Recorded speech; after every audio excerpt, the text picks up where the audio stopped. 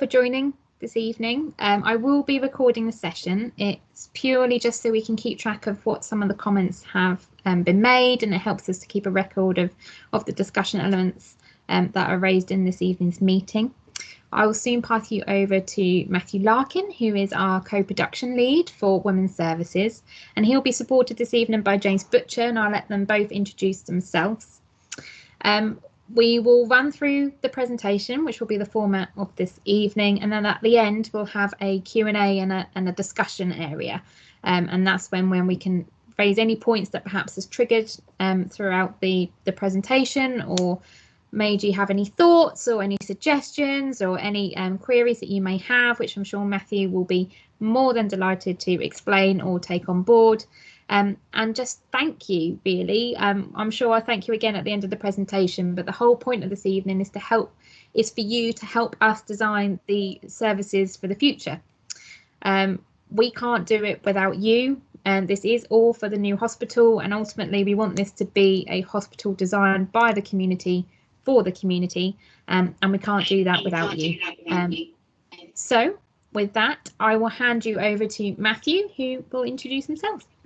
Thank you. So I'm the co-production lead for Women's Services, which to you and I means that I've been chairing a discussion group, mainly with clinicians, but also with other outside bodies about what women's services should look like in the future. But we're really keen to get some feedback from the local community on whether you agree with our discussions so far, really. So we've got a series of proposals for each sort of aspect of the service, whether it's an inpatient part of the service or day case or outpatient. And we'll go through those areas and just see what feedback you have with regard to the proposals. Just as a bit of context, by day I'm an accountant for Women's and Children's and Clinical Support, which is one of the divisions in the hospital. So this has been a really interesting project for me, if you like, to support and use my knowledge in a different context. So yeah, that's my background, and I'll hand over to James.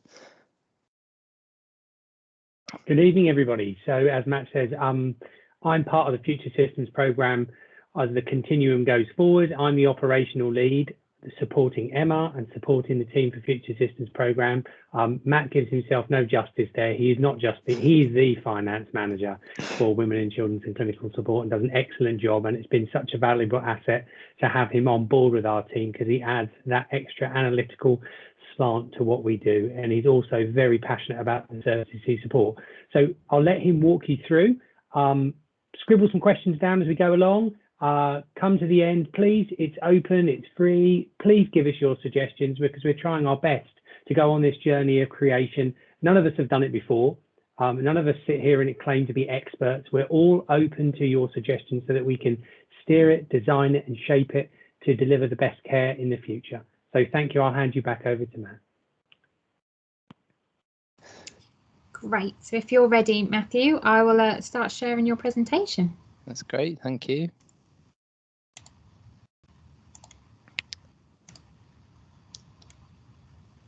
So I have to say, I've changed the rules ever so slightly in the way that I've aligned my slides to the questions that we put on the agenda. So if at the end of each slide you have any questions, I'll be looking for your hands, or if you want to put them in comments in the chat, I'm more than happy to take questions that way, and then we don't have to remember what you'd like to ask. Instead, you can basically ask it there and then. So if you wouldn't mind going on to the next slide. Thanks, Emma. So I was aware that you wouldn't necessarily know the breadth of women's services, so I thought it'd just be interesting to go through the sort of clinical definition of what each one is, and then how that breaks down into sort of areas and services within the hospital, because that's essentially where we'll be going next. So in terms of obstetric services, it's really looking after people's births. So there's various stages to that. So there's the antenatal care, there's the delivery, and then there's the postnatal care. Now, patients can fit into two camps. So you can be a low risk patient, in which case you're under the probable care of a midwife, and you might be designated as a high-risk patient, in which case you'd be under the care of a consultant. Now that changes over depending on the risk associated with the pregnancy, but essentially our staffing of the obstetric service is split into two main camps, so midwifery and then the consultant-led service.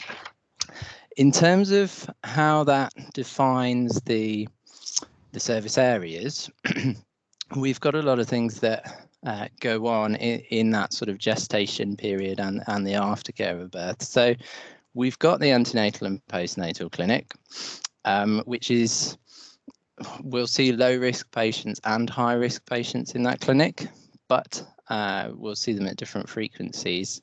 The high risk ones tend to have more scans, more consultant supervision. And also in terms of that postnatal clinic, the care might be provided in the community as a postnatal follow-up if the birth went particularly well, and if not, if the woman has incurred some tears during that birth, then they might be followed up by a clinician in the hospital. So that's effectively why we've got a postnatal clinic as a hospital service. It is something we do in the hospital as well as the community. Then we've got the early pregnancy assessment unit.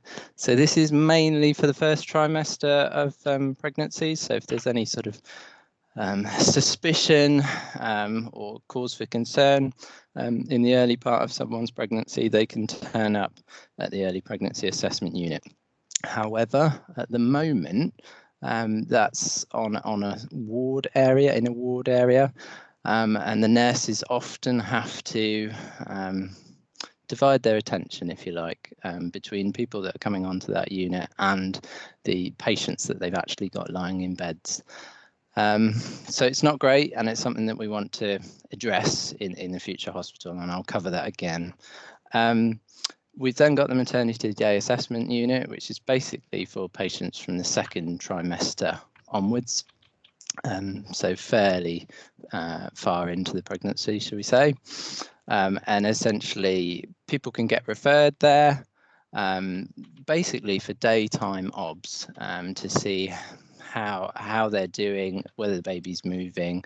They might have some scans, a clinician might come and see them in that time, but essentially it's a day case type unit. We've then got the birthing suite, which is actually for deliveries. The birthing suite is actually midwife led, so it's mainly low risk pregnancies that are going to be delivered in that area. And then it basically goes up in escalation from that point onwards. So we've got the labour suite, which is then consultant led for ladies that need more support, more interventions. And then after that, there's theatres, which covers off planned caesareans and also unplanned caesareans. And following that, we've got the labour ward, which supports all of the delivery side of the care that's provided at West Suffolk. So if anyone's got a particularly complex pregnancy, i.e. they're diabetic, or they've experienced a tear, or they need some obs performed after giving birth, they'll get admitted to the labour ward. So it's a key part of the support of the care that we provide. And then I'll move us on to gynecology services. So again, just as a brief introduction. So gynecology services is looking at quite a broad spectrum of women's health issues, really. So I tend to break this down into women need support in terms of their initial period of life, if you like, by through giving birth. So they might incur some tears or prolapses whilst giving birth, so they need support in that sense. Then in their middle stages of life, we have women that have issues with menstrual cycles or premenopausal issues, so they could be going to gynecology clinic for that. And then in the later stages of life, women can also have issues, sometimes with cancer, sometimes with suspected cancer, and then other times with prolapses and all sorts of issues like that. So there's a massive spectrum of issues that clinicians deal with within the gynecology clinic.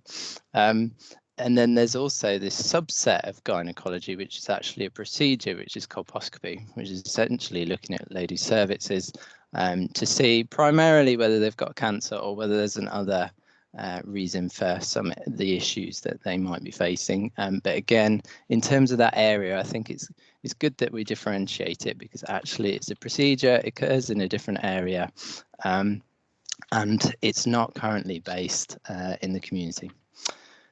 Then we've put an ambulatory unit as one of the areas that gynecology services would like to have in the future. I stress we'd like to have one in the future, but it's not currently part of the plans because we don't have the volume of gynecology patients to have this unit. But actually, from a clinical point of view, consultants and nurses would love to cohort patients in an ambulatory unit so that they can perform minor procedures from that unit and have areas for women to recover. So we've sort of got it as a footnote in our plans, really, that we'd love an ambulatory unit, but at the moment it's not quite possible because of the volumes. And then I'll move on to gynecology assessment unit. So again, this is an area which is shared with the gynecology ward. Women can come in with various issues at different stages of life, and essentially they need a clinician to determine, is it something they can sort out on the day? Is it something that drugs will sort out? It's mainly like an area for clinical diagnosis, and that might result in a ward admission, or it might result in admitting the patient home with a care package. So at the moment, the nurses on the ward, on the gynecology ward, will meet with those patients and effectively hold them until a clinician can come and diagnose them, which will include scanning. So then I'll move us on to the day surgery unit and main theatre. So this is a support service, if you like, that supports gynecology services. So anyone that requires surgery, whether that's minor or major, is supported and seen by day surgery and main theatres. And in turn, that work is supported by the gynecology ward. So that's where a woman will recover after such procedures if they're not discharged on the same day. So hopefully that's quite an extensive overview of what we call women's services. But if you've got any questions at this point before we start going through some of the questions, feel free to ask them. I'll look for hands or any comments in the chat. No? Okay, if you wouldn't mind going on to the next slide, Emma, thanks. So one of the things that we had to look at initially in the project was what services have we got located in the community and what services do we want to continue to have located in the community. Now, community midwifery is a fairly obvious one. It has been located in the community in the past and it will continue to be.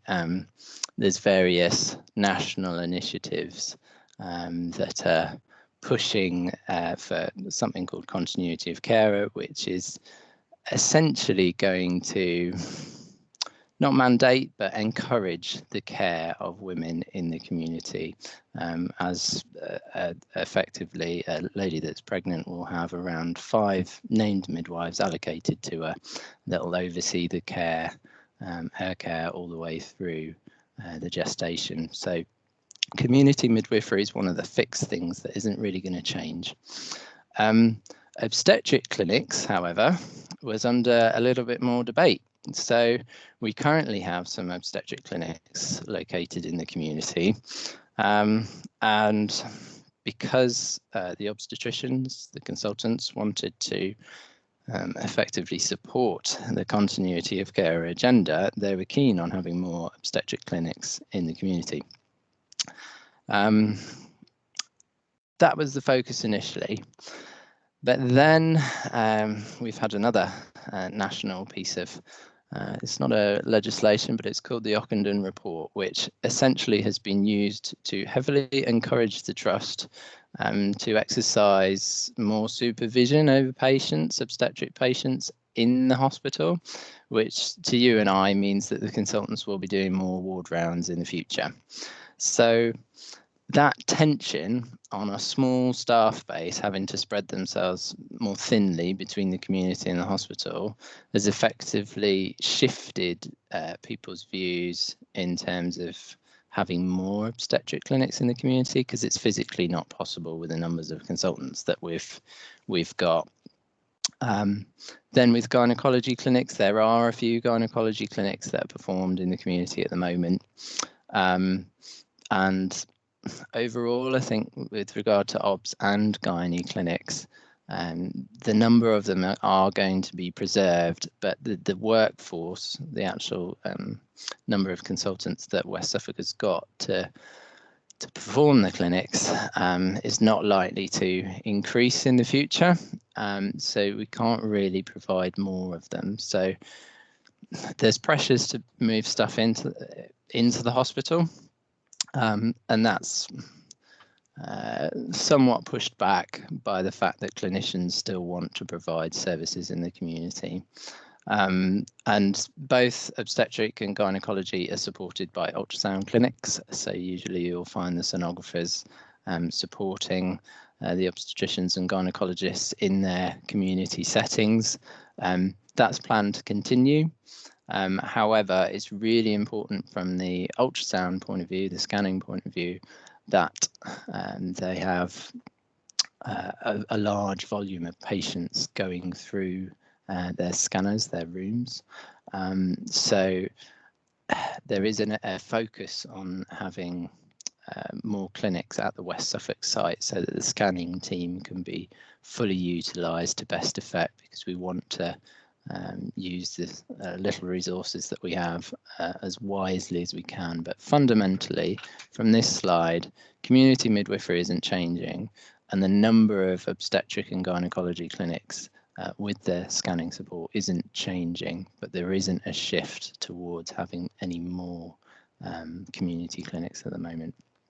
I see there's a hand up. Alison, feel free to come in. Hi, I just wondered, it's actually back from what you were just saying a moment ago. You talked about 5 midwives allocated per patient. Have you done any evaluation on whether mothers actually feel with 5 midwives they actually get the continuity of care that you believe this provides? So that's been done at a national level. So the Continuity of Care Initiative has effectively been dictated from NHS England.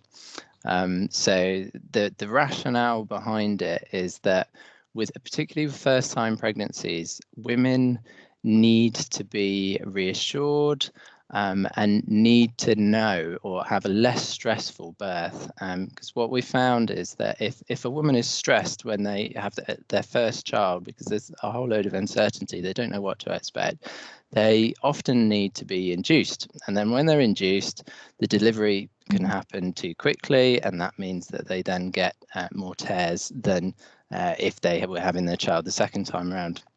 So that's the national rationale behind having continuity of care. And there's another aspect of that, if I may, in terms of more and more women are becoming high-risk pregnancies. So they might get pregnant when they're older, they might struggle with their weight, they might struggle with diabetes. All those factors are sort of going up. And as a result, we were finding that more women were coming under the care of a clinician. So continuity of care is, in a way, midwifery's answer to try and manage these high-risk patients. So whether that's high risk because they're in the first time, they're pregnant for the first time, or whether it's because they've got what's known as a comorbidity, it's really focusing on that. Does that answer your question, Alison? It kind of does, but what you haven't said is what at West Suffolk you're doing. You've talked about nationally, but equally there might be something, for example, if you were evaluating what patients thought of your services, you may get a different local perspective. That's all. Yeah. And we've got something called the MVP, the Maternity Voices Partnership, which has been engaged. It's basically a feedback group whereby the midwives say what's going on at West Suffolk. and they talk about key issues, of which the introduction and continuity of care would be one of them. But I suppose from the services perspective, they've just thought, right, this is something that we've got to get on with. I think I should take your feedback really and just see what the MVP think to our implementation of continuity of care. So did you say that was the MVP? MVP, Maternity Voices Partnership. If you type it into Google, you'll find the website. You're welcome. Is there anyone else? Sorry, Alison. And I'm sorry, I don't know how to lower my hand. If someone could tell me, I could do it. I'm sure Emma can do it for you on the participants channel. Thank you. You're welcome. So, in fact, I'll do it for you. There you go. So, Emma, do you mind just moving us on to the next slide? Brilliant. So, co-location. So there's two aspects to what we've considered regarding co-location. There's how we organise women's services, i.e. the various aspects that I described in the introduction. How are we going to organise them? Are we going to have them in different places in the hospital? And then there's this second element in terms of, well, where do we put all the supporting services like the neonatal unit, transitional care and theatres? So I don't know what experience you've got of the current women's services, but essentially we've got the gynecology ward area on the opposite side of the hospital to where outpatient services are, to where the inpatient ward for obstetrics is, and actually consultants have to walk from one area of the hospital to the other, bearing in mind that they are multidisciplinary in a lot of instances. So they'll be switching between gynecology and obstetrics. So it's not ideal. So the group were fairly consistent, or very consistent, in stressing that they want all of the women's services to be located together. And that's become more important as it's been stressed nationally that consultants have to be doing ward rounds twice a day. So you might find that a consultant does a clinic in the morning, and then immediately after that clinic, they've got to go and do a ward round. So co-locating services just makes sense. And then from an emergency point of view with regard to obstetrics, if consultants are in one area and they're very close to the ward, they can literally run down to the ward if there's an emergency. So there's merits in, or they believe there's merits in the proposal of co-locating all of women's services together. And I should stress at this point that women's services will have a separate outpatient department like it has at the moment with separate scanning capacity. So there's not going to be anything shared with the main outpatient. So if you're seen in women's services, it's going to be for either gynecology or obstetrics. You're not going to be sat next to any patients for any other specialties. And then on the second point on that slide, there's lots of services that need to be located next to women's services. So, for example, if a birth is occurring before term, or we know the baby needs extra support when it comes out on term, then we've got the neonatal unit nearby, and we've stressed as a group that we would like the neonatal right next to the birthing facilities. And that's the same with something called transitional care, which I'll define for you. So transitional care is midwifery's answer to patients and their babies that need a little bit of extra care after birth, but definitely don't need the support of the neonatal unit. So they've, at the moment, in order to support this transitional care initiative, the end of the labour ward has essentially been carved out as the transitional care area where women and their babies can be cohorted so that they can have that extra support that they need for their child and supervision for their child without being admitted to the neonatal unit. So again, transitional care is literally going to be sandwiched between the neonatal unit and the labour ward in the new proposals. And again, women's services will have 2 dedicated theatres right next to the birthing suites to just make sure that they've got adequate access to theatres if they need to do an emergency C-section, and even if they don't, it makes sense for planned C-sections just to have that dedicated theatre. And there's a separate slide on this later, but I'll stress that from a dignity point of view, it's also important to have women's services located together, because you don't necessarily want to wheel a patient post-birth across a public corridor and into the labour ward. Instead, if everything is co-located neatly, there's likely to be less issues with dignity there. So that's the end of my spiel on co-location, but I think the question here was what services within and outside of women's services do you think should be located together? And I note that someone put something in the chat, so I'll just read that while I wait for hands or any comments.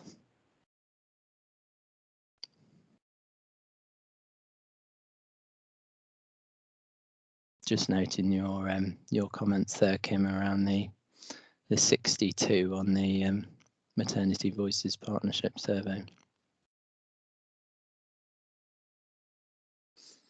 So if there aren't any questions on, I see you're typing at the moment, Kim, I'll wait for you.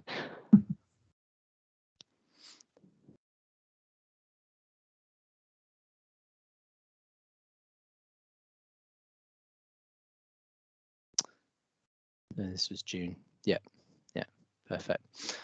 So if there aren't any questions on co-location or any sort of issues that you'd like to raise, I will move us on to the next slide, please, Emma. Thanks.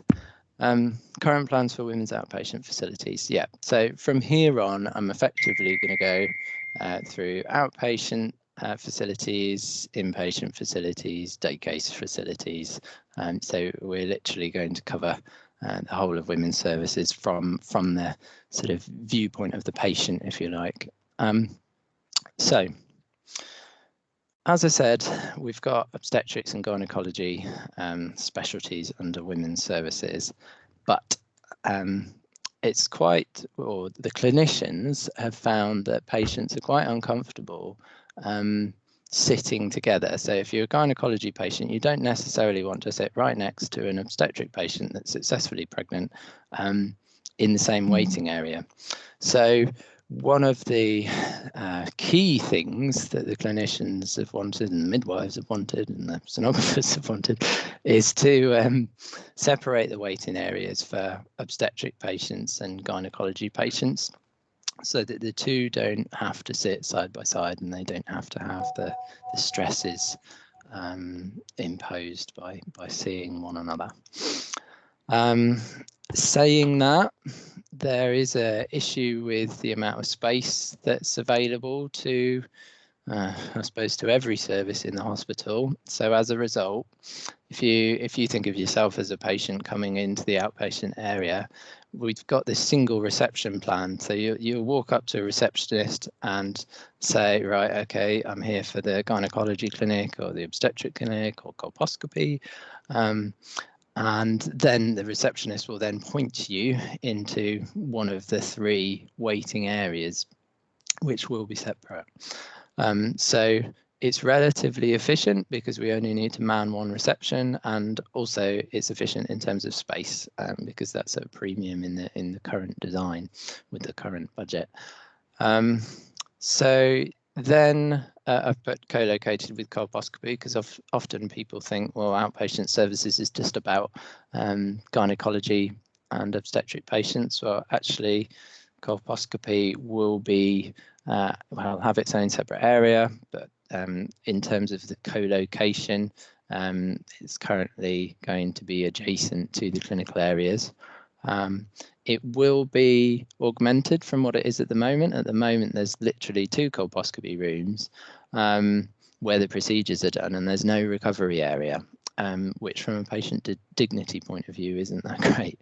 So the new proposal is to have the 2 colposcopy rooms with 2 recovery rooms with private access. So people in the waiting area don't see the transition of the patient from the procedure area to the recovery area. So again, we're trying to work on dignity there, and also it may well help patient flow if someone can just recover in a separate room. Then in terms of additional clinic rooms and additional scanning rooms, both gynae and obstetrics are likely to have higher volumes in the future, mainly because the incidence of gynae cancer is increasing. People are getting older, so there's naturally more old age gynae issues coming up, and also interestingly, the age at which people start to experience menopausal symptoms is also falling.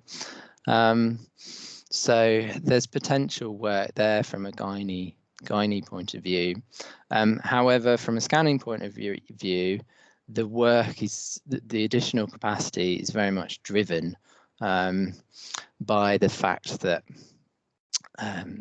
we are obliged to do more and more scans for high-risk patients. There's something called the Saving Babies' Lives Initiative, which is another national paper, which is requiring sonographers to do more scans over a gestation. So we've noted that, and as a result we've put in more scanning rooms, but the clinic room capacity is slightly more generic between obstetric and gynecology.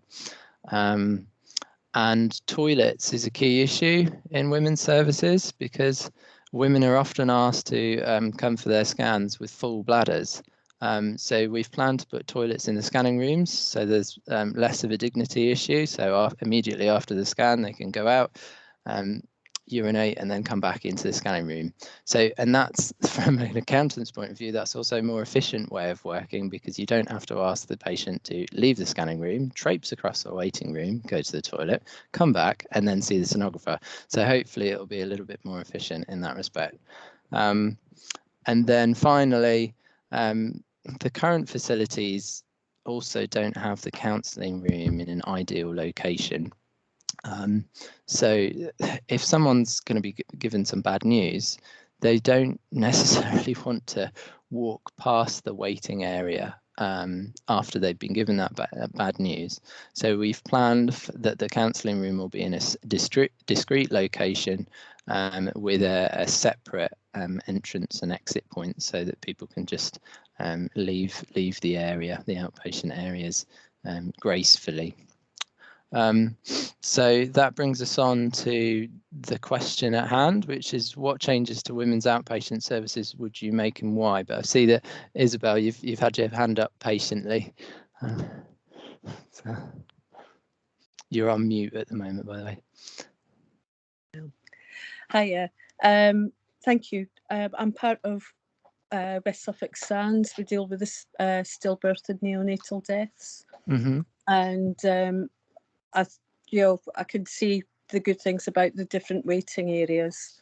One of the things that our bereaved parents have had, they've had to go either to get follow-up appointments or scans, and they're either with the older ladies, and they're the only young one, and they're getting all the oh dear looks, or they're in there with the all the pregnant women, and they're not pregnant. So I think this might work, but if maybe, I don't know, if separate appointment times for that kind of thing. Thank you. I'll note that down. And also we've had bereaved parents, we've had to go back for gynae issues, and they're in with all the pregnant mums again. I think the additional clinic rooms and scanning rooms, I think that's brilliant. I think it's well needed. And the separate exit, for the counselling room, is that going to be from each scanning room, or how would that work? We've had this debate around the structure of the clinic area and the scanning area after the waiting areas, because space has been at a premium, so we couldn't really justify having separate scanning areas for the specialties, we had to use them interchangeably. So if you view the current proposal in sort of chunks of space, we've got the reception, then we've got the waiting areas, which is split into 2 discrete areas, and the patients don't meet each other. Then right next to that, you've got the clinic rooms, which essentially, if you walk out of the imaginary door from that waiting area, you will then go into an area with a series of doors off to the side, which will have the clinicians within them, but actually you'll be able to walk around in a horseshoe to any of those clinic rooms. So essentially the two patient groups stand a chance of meeting in that area, but not in the waiting area. But it was the best way we thought of to try and deal with the competing aspects of needing to ensure the throughput, managing the space, but also providing that separation. And that's the same with scanning as well. So the scanning function is essentially tacked on to that corridor, if you like, to the clinical area, and again is in a horseshoe shape. Yep. So right at the end of those corridors that can access each other, we've then got the bereavement / counselling room, which patients can be led into, and that room essentially has 2 doors. So you go in one side, and then you can go out through a separate exit right into the public corridor from the other. So again, it's literally on the opposite end of the facility to the waiting area. Right. Okay. Because that was, one of the things. I mean, it was many years ago, but it was still up at West Suffolk when we had to come out of the scanning room. We had to go through the waiting room to get to a counselling room, and also some of our sort of more up to date, our bereaved parents that come along. They call it the door of doom sort of thing, because you know that something's wrong, and it's almost like you're being hidden away. Yeah. So is that kind of, it's not going to be quite as hidden, but not wide open? Is that how you're meaning it? Sorry, I'm not explaining that very well. Yeah, so it's discreetly located, so it's not anywhere near the waiting area.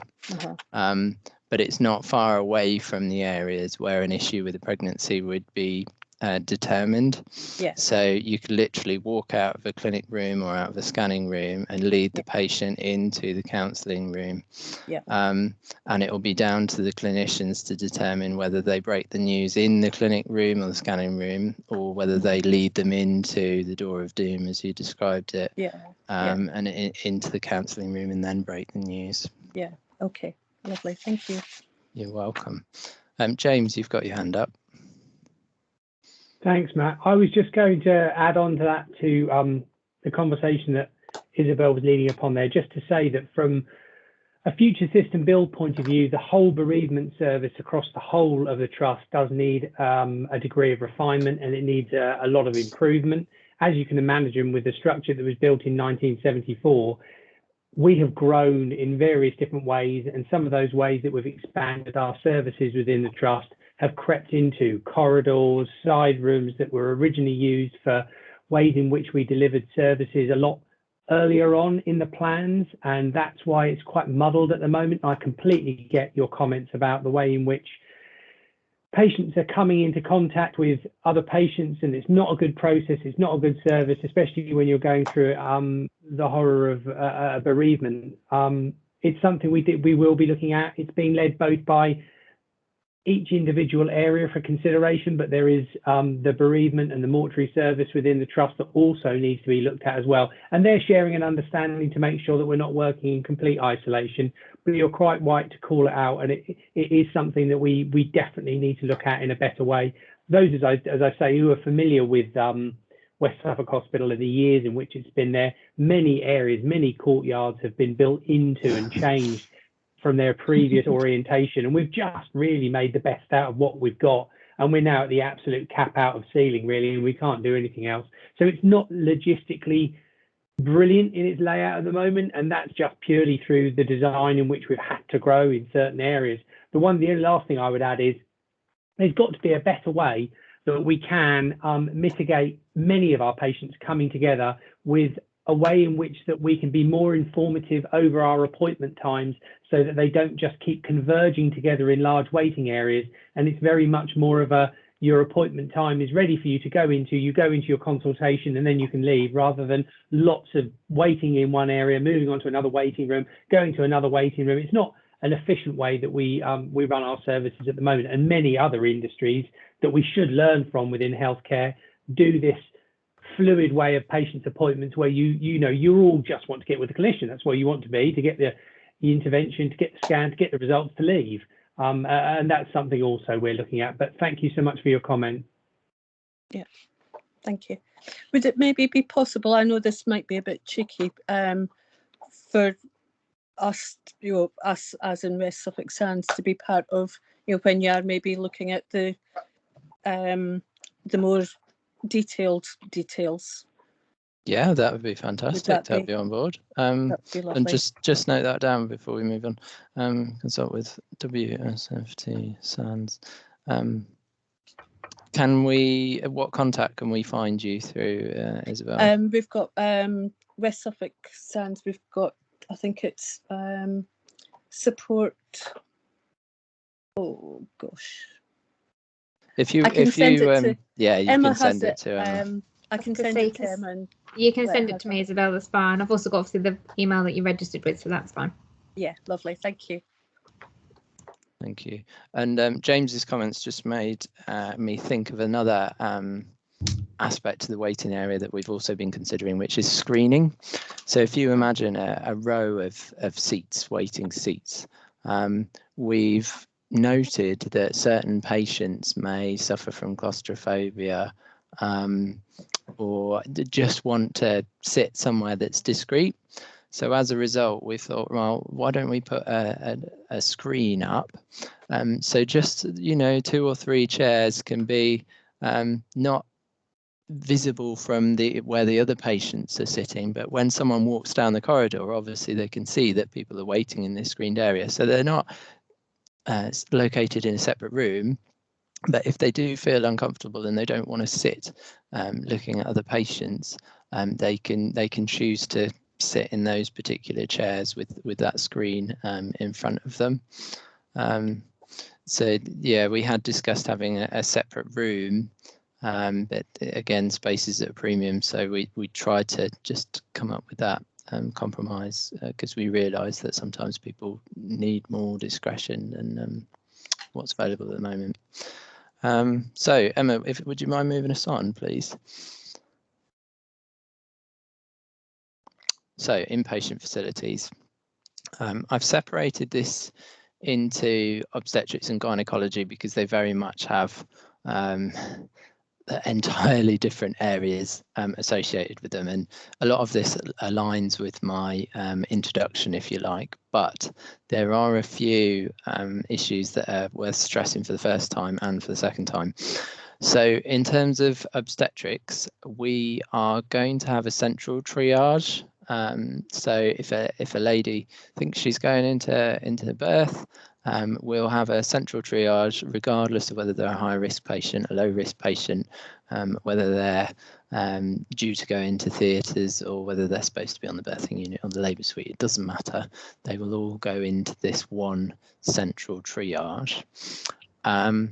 Then after that, if they are giving birth and they're not told to go home and wait for a little bit, they can then be managed on the birthing unit. Now, I've said here that the capacity of the birthing unit has been maintained, and that's essentially because of this national movement in terms of the high risk and low risk patients. So we're not expecting the low risk patient cohort to grow, and it's the low risk patients that give birth under midwifery supervised birth in the birthing unit. So we haven't really got the justification to increase capacity there.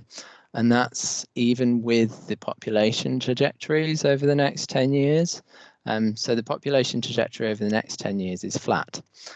So we can't argue it from that perspective either. Whereas the capacity of the labour suite, we've argued that we need more recovery and more HDU bays.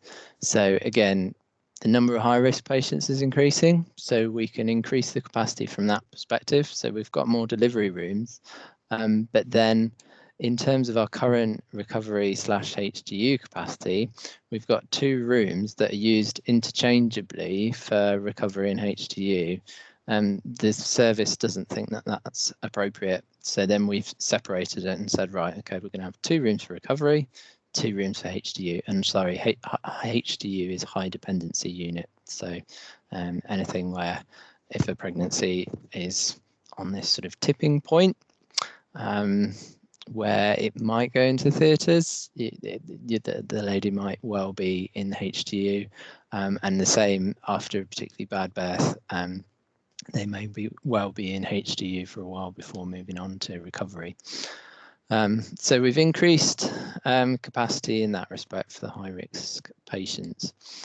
Then in terms of the maternity ward, the new hospital, the architects in the new hospital, the architects are very keen on having single rooms rather than bays with multiple beds.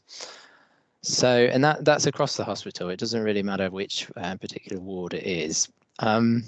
Now, we've accepted that and challenged back in some respects. So, in terms of the requirement to have more bays, the service has asked that they need somewhere to do the OBS on patients that are pre-birth. So we've asked for a bay to be put in so that those patients can be supervised en masse, so we can see what's going on with their gestations.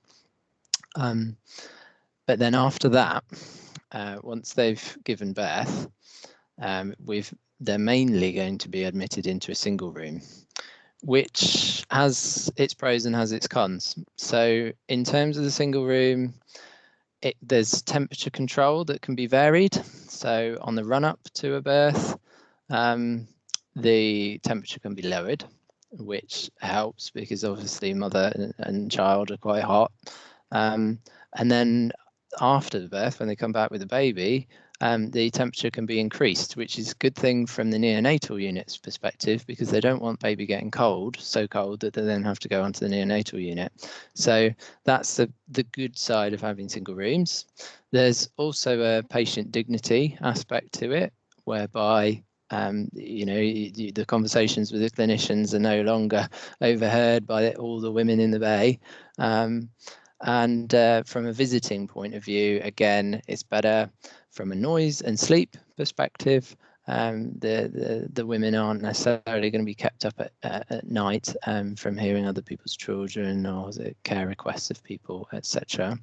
Some of the clinicians were a little bit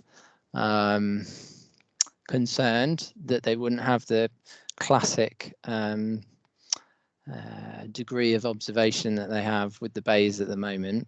But actually, from a technological point of view, the architects are saying, well, it's likely that the rooms will have cameras that can be switched on and off. There'll be microphones in the room so that the two-way communication can occur. And essentially, clinical supervision can still be carried out, even if it's even if the patient's in a single room. Is effectively just like a virtual care, if you like, using cameras and microphones in the same way that we are now. So that's enough about the single rooms. Then in terms of the maternity day assessment unit, that is currently sandwiched on the ward, the labour ward. And really the midwives were quite keen that that area is viewed as a day case area. So women are coming to that area for supervision during the day. So they would like it to be co-located with the outpatient services. So there has been some debate around our single reception area and whether the receptionist there could say, okay, your GP has referred you to the MDOU, walk into this area, please. So it may well be co-located with that bunch of services, if you like. set of services. So, and then transitional care facility. So I've made this point already, but I'll say it again. So transitional care is another area that's sandwiched on the labour ward at the moment, and with the midwives are very keen, and the obstetricians are very keen on having a separate, dedicated transitional care ward, if you like, where sequentially you've got the labour ward, and midwives can flow through from the labour ward, perform observations on their transitional care patients and their babies, and then there's immediate support available from the neonatal unit as well. So if a baby needs that extra support, they can literally be wheeled next door, and you've got the paediatricians working away in neonatal unit as well, so that there'll be quite good flow from that side of things. Well, that's the proposal. So then in terms of gynecology, the existing bed capacity has been preserved. So it hasn't been argued that there is sufficient growth to increase the bed capacity, despite the fact that we know that cancers will be increasing in the future as people get older and older. The theatre capacity is essentially being matched with what's required at the moment, so that's staying the same. However, the big push that the co-production team would like to make is to separating the early pregnancy assessment unit and the gynecology assessment unit from the ward. So they would love to see separate areas for those activities to occur in and be supported in. That will require additional staff. So I suppose whilst the gynecology service isn't asking for more beds or more theatre capacity, it is still asking for one of the key issues to be addressed, which is the fact that the ward is sharing space at the moment for EPOU and gynecology assessment unit. So that essentially is a summary of the proposal with regard to inpatients. So the question is, what changes to women's inpatient services would you make and why? Given what you've heard, does anyone want to comment?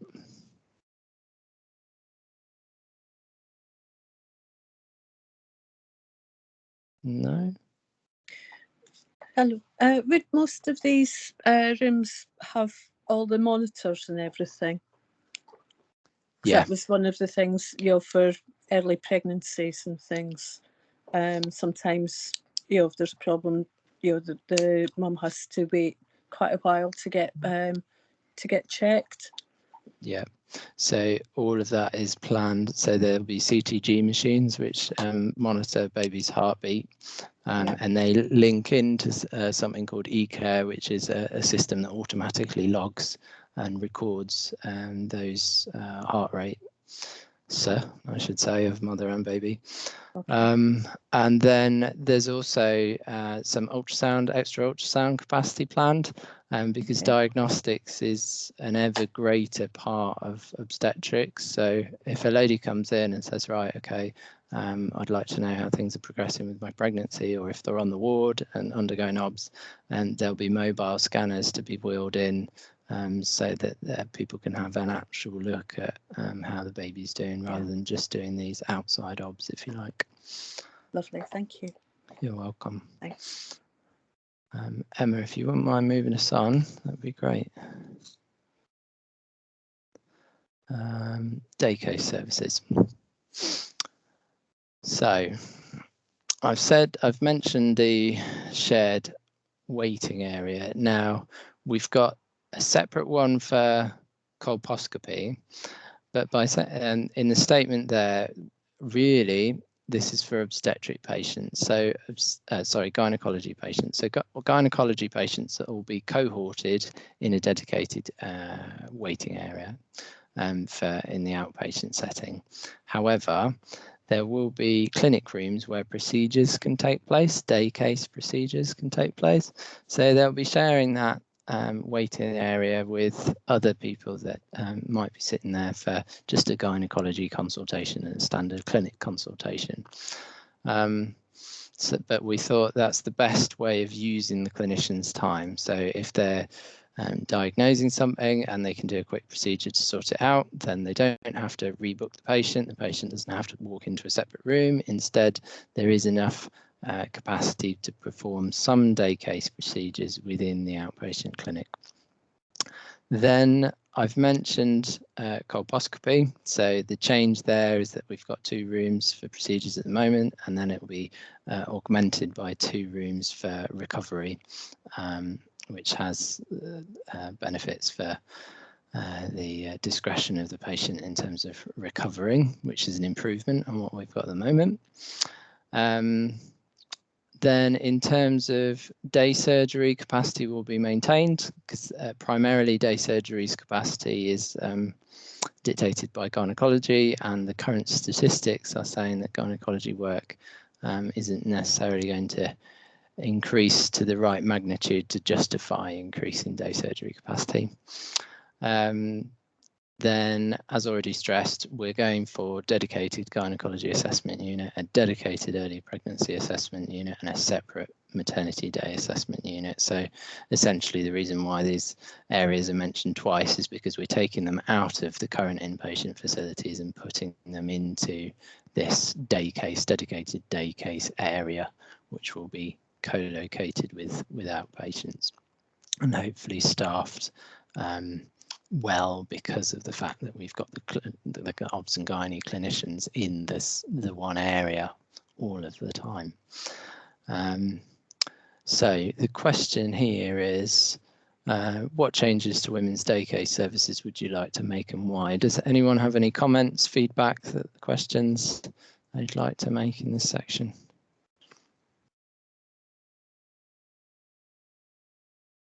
No. If you wouldn't mind moving us on, Emma, that'd be great.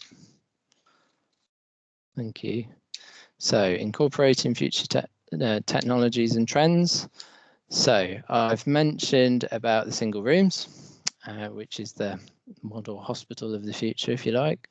I've mentioned about the benefits of independent temperature control, electronic monitoring and communication. I think you're all familiar with continuity of carer now, and the implications of the Ockenden report. And I should also stress that the Saving Babies' Lives initiative is another trend that is pushing clinicians to request more scans, so more ultrasound scans of patients on the obstetric side of things. And as a result, we've made steps to cater for that in terms of increasing the scanning capacity in the current proposal. Does anyone have any questions on this section? Specifically, the question is, how can we design to enable future technology / trends to be incorporated? So is there anything that you feel that the group has yet to discuss that you think would be really valuable for us to really try and get right, consider?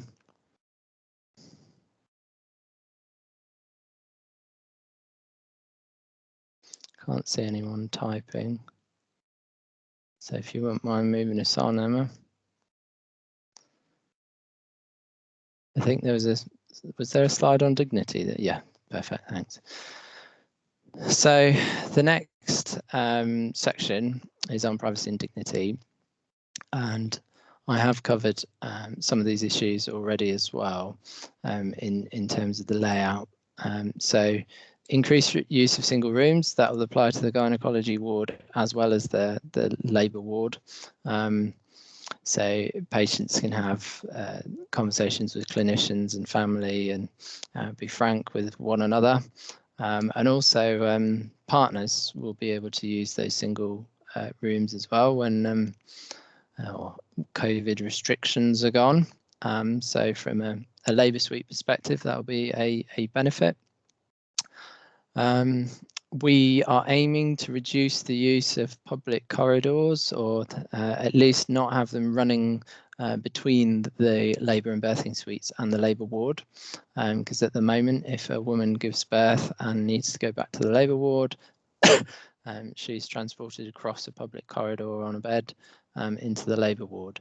Instead, we'd like to propose to the architect that they design out that public corridor and put it to the other side, so that if a woman has had a bad birth or needs OBS, they can just go on to the labour ward and don't have to be seen by members of the public. In terms of outpatient facilities, we've planned the counselling room with discrete access. In terms of the labour suite, we are going to try and continue to have our bereavement suite.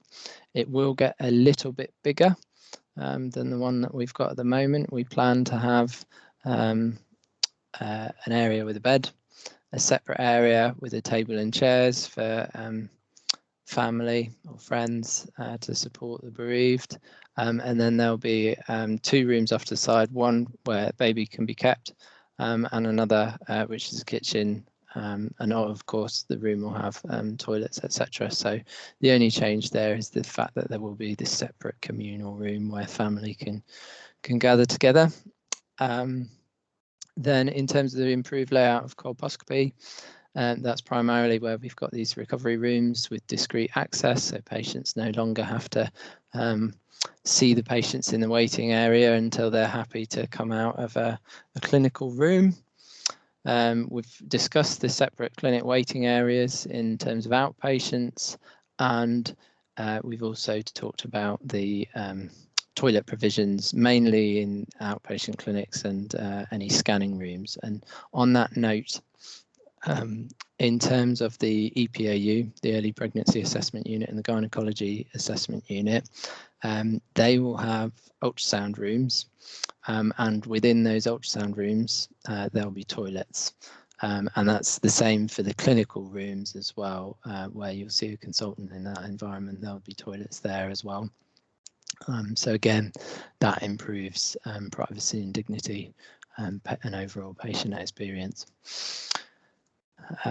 So I can see someone's typing, and we're coming up to question time. So the question is there anything else that we might consider with regard to privacy and dignity?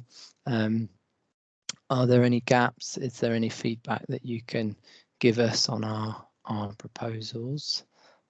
I'll wait for you to finish typing, Brenda, unless you want to take yourself off mute.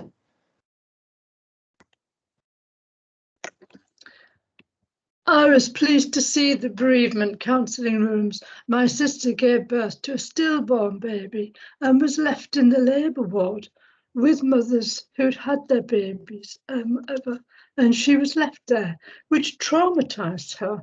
So I'm really pleased to see you've got bereavement rooms where families where they've lost their baby can be kept discreetly and looked after properly.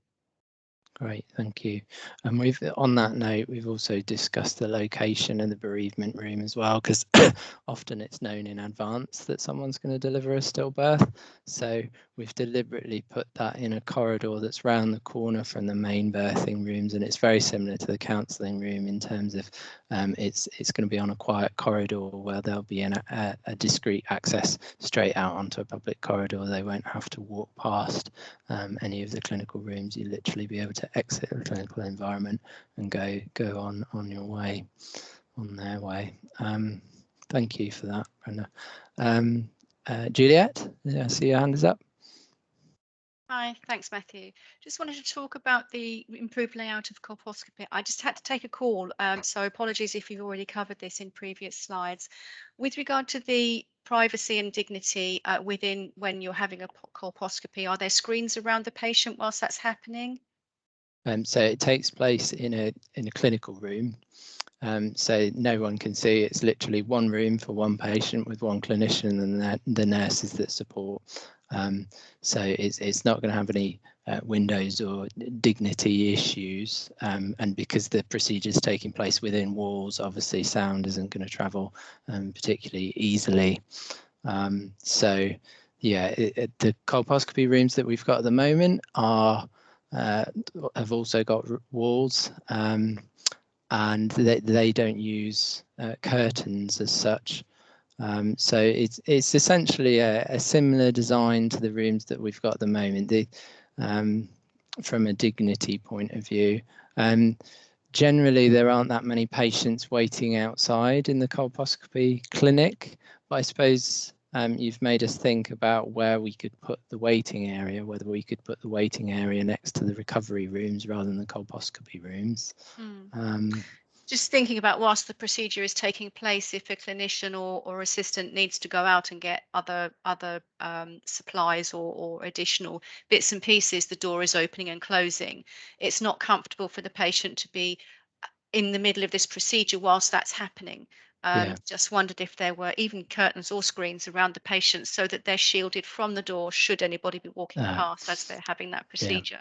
So the clinicians and nurses that have shaped the proposal with regard to colposcopy have deliberately said, right, we've got a waiting area, and then we've got these colposcopy rooms that the patient can walk into, and on the other side is a door into mainly a staff corridor that's supported by a room after that with supplies for colposcopy. So if a nurse is going in to fill the room full of supplies or go and get something, it won't be via the waiting area, it will be via the discrete door. And then in turn, that corridor, that access way, is going to be used for the patient to travel up and into the recovery room. So they won't have to go out into the waiting area to get to the recovery room. Instead, they use that sort of low volume corridor, if you like. Yeah, thank you. I must say I'm impressed with what you've covered with regard to layout and inner corridors and doorways. It seems to have been very well thought out. Thank you. Oh, thank you for that. Any other questions? No, I'll move us on then, please, Emma. So learning from the pandemic. I think this is the last slide. So the pandemic has effectively placed more emphasis on the need to isolate patients. So even before the pandemic, single rooms were fashionable, but I think they're here to stay now as a result of the pandemic.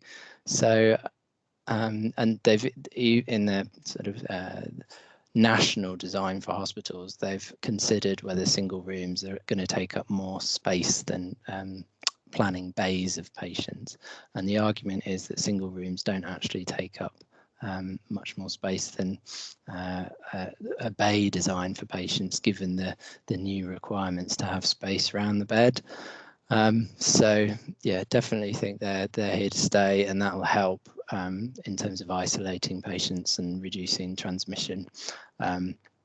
And from the perspective of the labour ward, when partners are allowed to stay in the same room, I'd imagine that offers them the same protection from COVID as well, as long as that partner's in the bubble. Then telemedicine has been considered. So within the design in outpatients, the architects are pushing back to say, well, are you going to put one room in for telemedicine?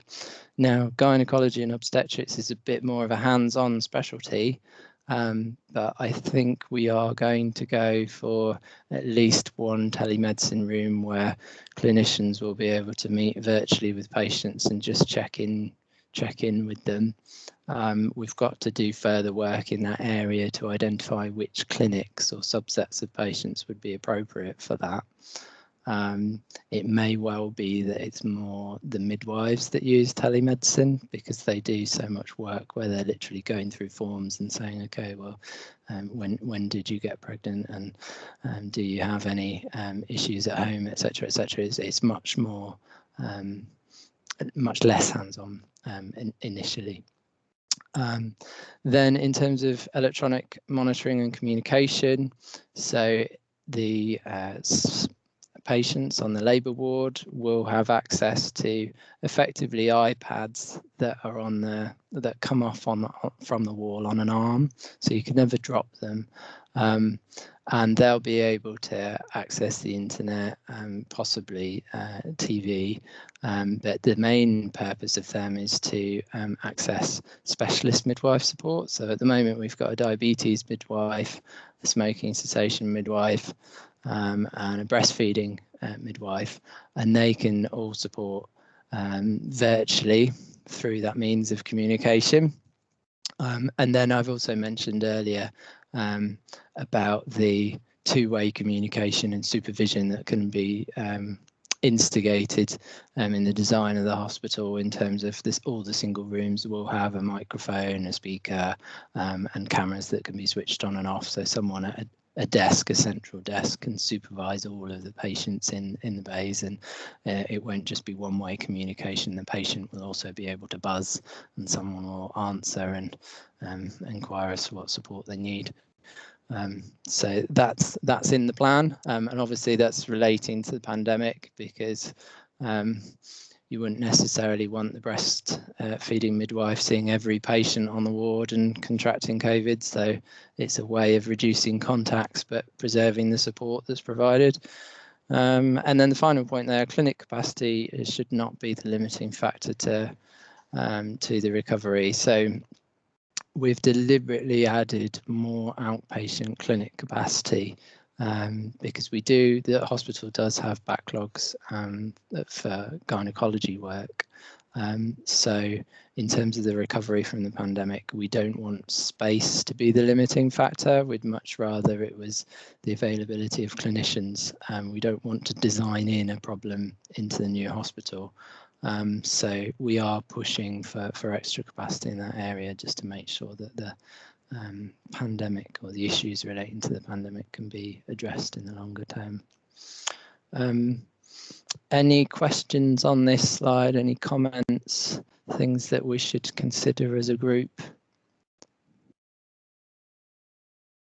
No, just scanning the chat and no one's typing at the moment. So if you wouldn't mind moving us on to the last slide, Emma, that'd be great. So Emma, I don't know whether I'm supposed to say thank you, but I appreciate all of your attendance today and your attention to detail and your comments, and I will take that away. I think this is a really pleasurable part of my job in the NHS, and I appreciate your keenness too. Hopefully you can tell that it's an area that's close to my heart as a father of two. Yeah, thank you very much for your time and comments. Emma and James, I'll hand over to you.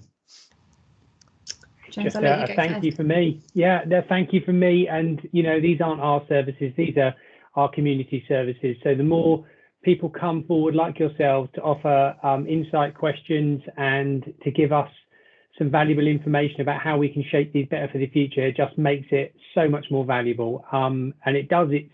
I'm always rewarded to see people show this level of interest. So thank you so much. It's a pleasure to see you this evening, to take your time to come and do this. It's really kind of you. So thank you from me. Thank you from Matt, obviously, and I'll hand over to Emma. No, thank you both. So thank you as participants for sparing your time, I'll reiterate, and thank you also to Matthew and James for your support this evening. Just to reiterate, this conversation isn't over. We've got several more years before we'll even be starting to put a brick in the sand. We don't want this to be the only conversation that we have with you. I just want to kind of emphasise really. So you've had the presentation, you've had the pre-meet information before. If you have any conversations with your friends, your neighbours, any groups at the local fish and chip shop, the hairdressers, anything like that, please by all means make a note. You've got our contact details. Send any suggestions or thoughts or queries across, and we'd be happy to continue to incorporate them and certainly give us food for thought. We'd hate to get to the point where we've built the hospital and designed the services and then someone comes up with that little golden nugget that we've missed and we have that opportunity to incorporate it. So please, by all means, continue talking to us, continue sharing the ideas, and if something springs to you in the middle of the night, jot it down and get it over to us. So, but on that note, I'll give you 15 minutes back of your time. So thank you once again. And like I say, I'm sure we'll be more than happy to stay online for a few more minutes if someone else wants to discuss anything further. But if not, thank you, and I'll let you get to your tea. Thank you. Thank you very much. Okay, Thank you. Bye. Thanks, bye. Bye-bye. Bye.